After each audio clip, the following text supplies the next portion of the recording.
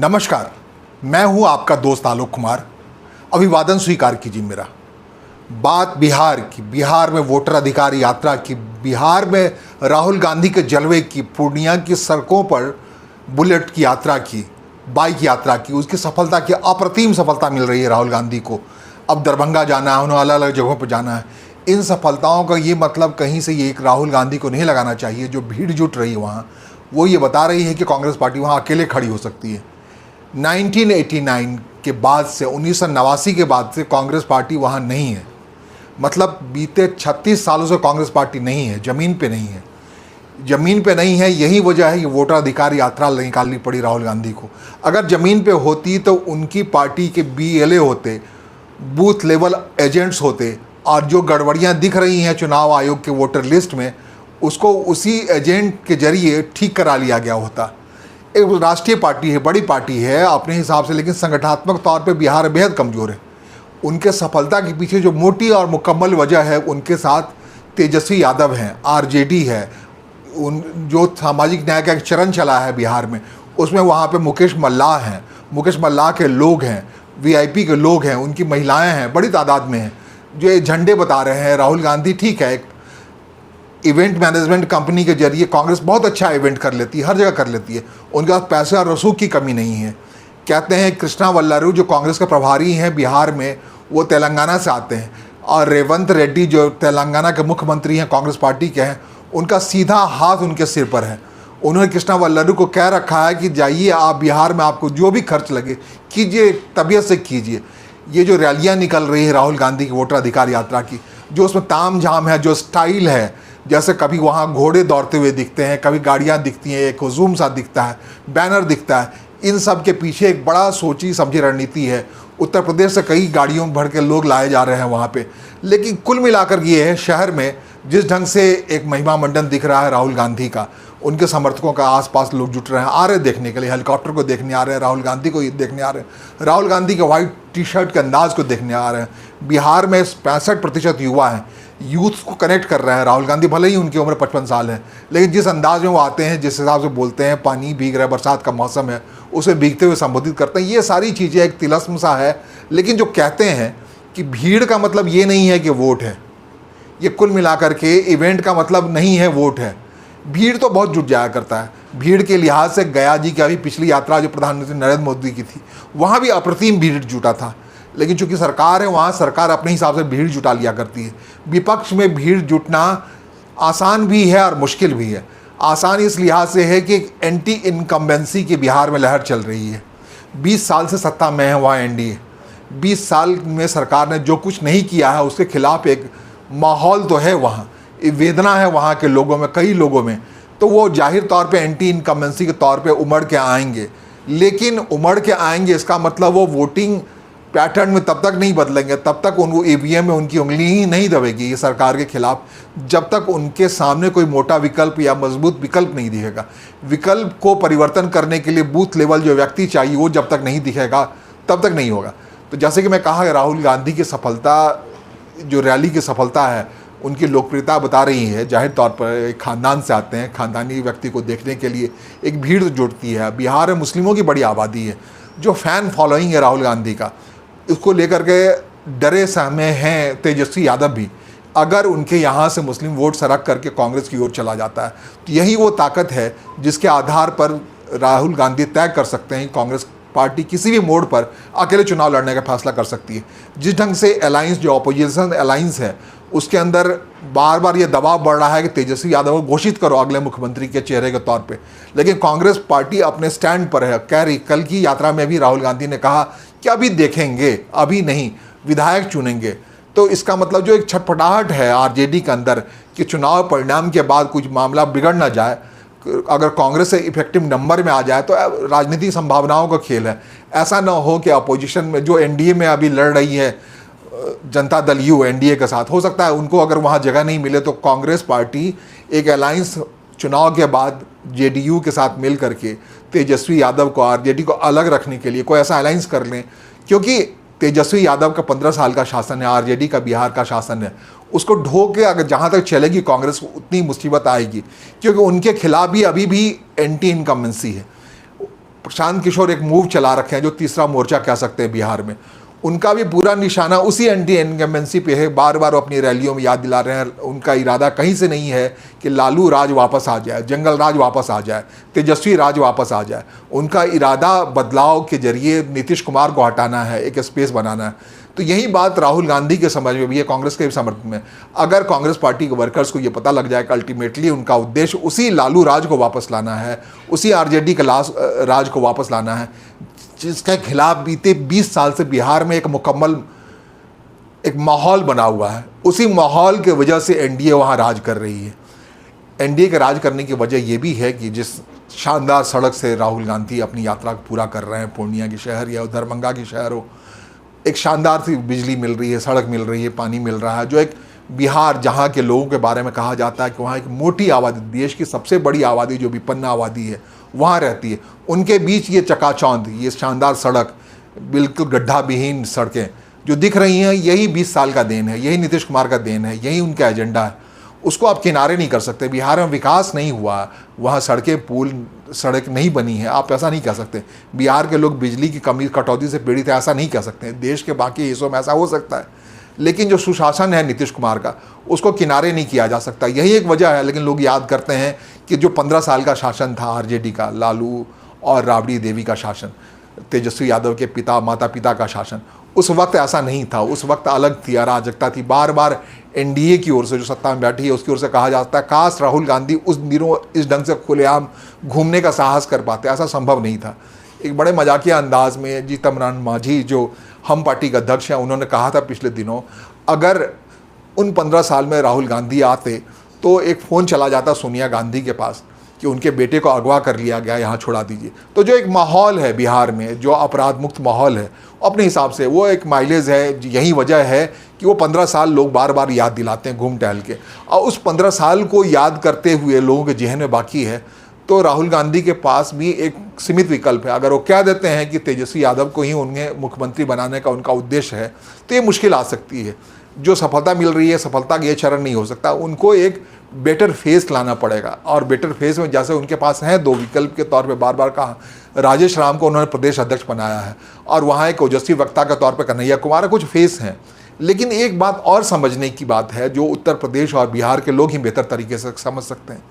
सामाजिक न्याय मंडल आयोग 1989 में लागू हुआ, तो उस पहले चरण के सामाजिक न्याय में, जिसमें कि अत्यंत पिछड़े वर्ग को पीछे छोड़ करके एक पिछड़ा वर्ग आगे आ गया है। 27% आरक्षण के नाम पे जो पिछड़ा वर्ग है, पिछड़ा वर्ग की बात कर रहा हूँ, खुलेआम जाति की बात करूँ, यादव, कुशवाहा, कुर्मी, कोयरी, ये जो पिछड़ा वर्ग है, इसने 27% आरक्षण में काबिज कर लिया, और पीछे छूट गया है अत्यंत पिछड़ा वर्ग, जिसमें अत्यंत पिछड़े वर्ग में मल्लाह है, केवट है, इसके अलावा जो तांती है, ततवा है, पान है, ये सारी जातियाँ पीछे छूट गई हैं। इसमें मल्लाहों, केवट का सबसे बड़ा डिमांड है कि उनको एसटी में शामिल किया जाए, अनुसूचित जाति में शामिल किया जाए, उनको आरक्षण का लाभ वहाँ ले जाके मिलाया जाए। तो सामाजिक न्याय एक नए चरण में प्रवेश कर गया है, जहाँ एक पहले चरण का जो, जैसा मैंने कहा, यादव जाति के लोग या कुर्मी कुशवाहा के लोग बड़ी तादाद में वो IAS IPS बने हैं, शैक्षणिक संस्थानों में आरक्षण मिला है, नौकरियों में आरक्षण मिला है, इसका लाभ उन्हें मिला है। तो वो एक प्रबुद्ध और एक सक्षम वर्ग हो गया। और एक उसके पीछे जो बहुत बड़ी आबादी है बिहार में, कह रहा हूँ आंकड़े के हिसाब से जातिगत जनगणना जहाँ हो पाई है, 36% आबादी अत्यंत पिछड़े वर्ग की है, एक्सट्रीमली बैकवर्ड क्लास EBC की है। उसके अंदर से ही अब सामाजिक न्याय होना है। उसे नाम दिया है उत्तर प्रदेश में अखिलेश यादव ने PDA की सरकार, पिछड़े दलित की अलायंस की सरकार वहाँ बननी चाहिए। तो पिछड़ा दलित कॉम्बिनेशन है बिहार में। इस दलित कॉम्बिनेशन को नीतीश कुमार ने बड़ी चालाकी से 2015 में जब सत्ता में आए, 2005 में जब सत्ता में आया, तो बड़ी चालाकी से उन्होंने तोड़ दिया। वहाँ एक महादलित और दलित कंसेप्ट ला दिया। दलित में वो पासवान, दुसाध की जाति थी जिससे रामविलास पासवान बिलोंग करते थे, वो एक मुकम्मल दलित आबादी थी वहाँ 20% की।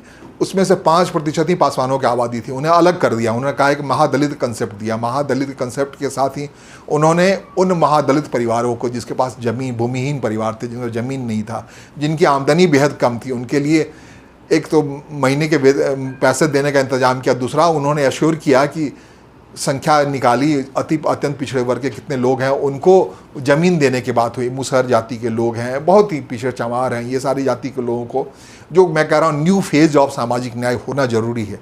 इस बात को भारतीय जनता पार्टी अब जाके समझी है, संघ अपने 100वें साल में जाके समझा है कि जातिगत जनगणना जरूरी है, उसे समझना जरूरी है। अगर अंत्योदय का सिद्धांत आपको लागू करना है, अगर बिल्कुल जो सबसे पीछे छूट गया है समाज, उसे आगे लाने का सिद्धांत कबूल किया है आरएसएस ने जिस ढंग से, और जिस ढंग से बीजेपी ने उस पर काम करना शुरू किया है, कहा है कि ये जातिगत जनगणना पूरे देश में 2027 में पूरा होगा, तो अल्टीमेटली आपको सामाजिक न्याय के नए चरण में जाना पड़ेगा। क्योंकि जो जातियां मंडल आयोग के जरिए से आरक्षण का लाभ लेकर काफ़ी प्रबल एग्रेसिव हो गई हैं, उनको रिप्लेस करने की बारी आ गई है। ठीक उसी ढंग से जिस ढंग से पिछड़े वर्ग की पिछड़ी जातियों ने सवर्णों को रिप्लेस किया। बिहार में जातिगत आंकड़े की बात करें अगर आप, तो कुल मिलाकर वहाँ जो सवर्णों की आबादी है, सवर्ण जो बड़े मोटे तौर पर जो काफ़ी समय तक कांग्रेस पार्टी के साथ थे, कांग्रेस पार्टी का 40 साल का राज जो था बिहार पे, वो यही सवर्णों का राज था, जो जिसकी आबादी महज 15.5% है बिहार में। आप समझ सकते 15.5% आबादी 85% आबादी पर, 84% आबादी पर शासन करती थी। अब उस कॉम्बिनेशन में आप अगर उठाएंगे तो 36% जो अत्यंत पिछड़ा वर्ग है वो रह गया। उसमें अलावा जो यादवाद जो सबसे ज़्यादा संपन्न हुए हैं 15 साल के शासन में, बिहार के शासन, लालू राबड़ी के शासन में जो अधिकार संपन्न हुए हैं, हुए या नहीं हुए, लेकिन एक माहौल सा उनके लिए संपन्नता का बना है। 15 साल बिहार में अगर कोई एक जाति, खास जाति शासन करती है तो आप समझ सकते हैं कितना उनको फ़ायदा मिला होगा। तो उनकी आबादी 14% के आसपास है। और इसके अलावा उसमें जो एक कॉन्फ्लिक्ट है पिछड़े में भी, कुशवाहा, कोयरी, कुर्मी जो है, जो क्लास है जिसको बिलोंग करते हैं, कुर्मी को बिलोंग करते हैं नीतीश कुमार, उसकी आबादी भी यही 14% का आसपास है बिहार में। यही यादवा और गैर यादवा पिछड़े वर्ग की जब बात करेंगे तो कंबाइन करके लवकुश की आबादी भी वही यादवों के बराबर है, थोड़ा सा कम ही है।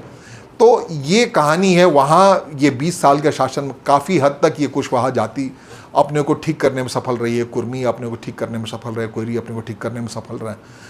अब लेकिन हालत क्या है बीजेपी की, एनडीए की? एनडीए के अंदर यही 14% लोग अटूट बन के खड़े हैं नीतीश कुमार के साथ।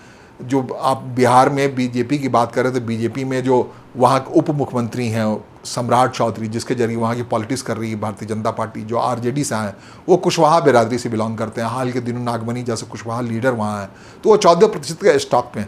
ये 36% का आबादी जो है, जो अत्यंत पिछड़े वर्ग की आबादी है, वो कहीं ना कहीं मुकेश सहनी उसके एक नेता के तौर पर निकल के आए हैं। एक कहते हैं आईआईपी एक पॉलिटिकल पार्टी बनी है, आईपी गुप्ता की पार्टी बनी है, जो तत्वा बुनकरों की पार्टी है, जिसके अपने हिसाब से एक पहचान देने की बात हो रही है, कोशिश हो रही है। उनकी रैली एक सफल रैली हुई गांधी मैदान में। तो उस आबादी को कहीं ना कहीं अब सामाजिक न्याय के नए चरण में जगह मिलनी है। आईपी गुप्ता और मुकेश सहनी कहते हैं एक महत्वपूर्ण प्लेयर के तौर पर उभरने वाले हैं आने वाले 2025 के लोक विधानसभा चुनाव के बाद। जो कह रही ये बात साफ होती जा रही है। आपको बता दें कि इसी अत्यंत पिछड़े वर्ग को ही देखते हुए उसे इंक्लूसिव करने की कोशिश में भारतीय जनता पार्टी ने 5 साल तक झारखंड, बिहार के पड़ोस के राज्य में 5 साल तक गैर आदिवासी मुख्यमंत्री दिया। रघुवर दास उस तेली बिरादरी से बिलोंग करते थे जो इस अत्यंत पिछड़े वर्ग का हिस्सा है। तो कहीं ना कहीं वहाँ पेनिट्रेट करने की लगातार कोशिश हुई, लेकिन वो जितनी सफलता मिली, क्योंकि वहाँ वो आप सबको पता है वहाँ आदिवासी जाग गए गैर आदिवासी मुख्यमंत्री की वजह से, और वहाँ पर फिर दूसरी बार लाया गया झारखंड मुक्ति मोर्चा की सरकार को। इसके पीछे बहुत हद तक कांग्रेस का अलायंस उसके साथ है। मुस्लिम और अत्यंत पिछड़ा वर्ग या एसटी मिल करके वहाँ एक अच्छा मजबूत कॉम्बिनेशन बना, जिसकी वजह से दूसरी बार वहाँ सरकार बन पाई हेमंत सोरेन की। भारतीय जनता पार्टी बहुत आकलन, बहुत सर्वे में जीतने के बावजूद वो हार गई। कागज कहता हूँ भीड़ सर्वेक्षण वगैरह कोई मतलब नहीं है।